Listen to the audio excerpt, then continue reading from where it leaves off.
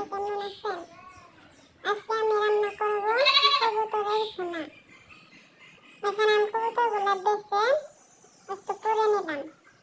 তারপর কবুতরের মাংসগুলো সুন্দরভাবে কেটে নিলাম।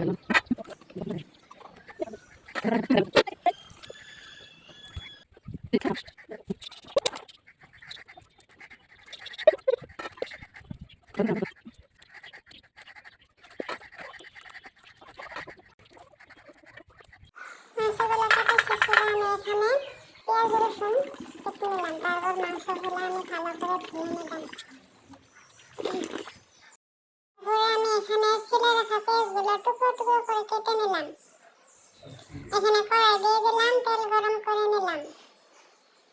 তারপরে এখানে আস্ত রসুন গুলা ভালো করে ভেজে নিলাম।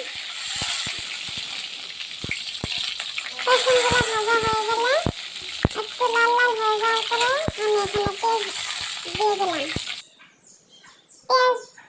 রসুন আর পেঁয়াজগুলো একসঙ্গে ভাজা হয়ে গেলে এখানে আমি মশলা দেব।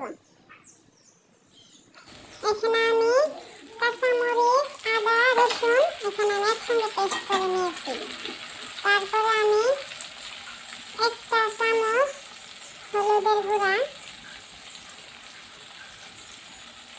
তারপর মরিচের গুঁড়া, জিরা, ধনিয়া গুঁড়া, লবণ দিয়ে মশলাগুলো ভালো করে কষিয়ে নিলাম।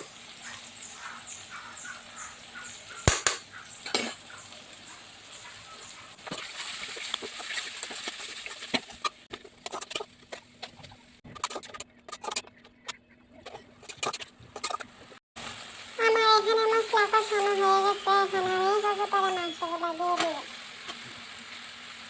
মাংস দেওয়ার পর মাংসগুলো আমি ভালো করে কষিয়ে নেব।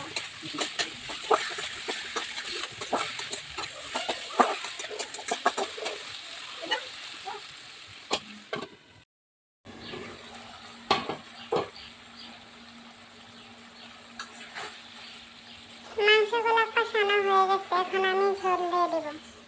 এখন আমি গরম পানি দিব। গরম পানি দিলে তরকারির কালারটা সুন্দর হয়। এখন আমি গরম পানি দিয়ে দিলাম।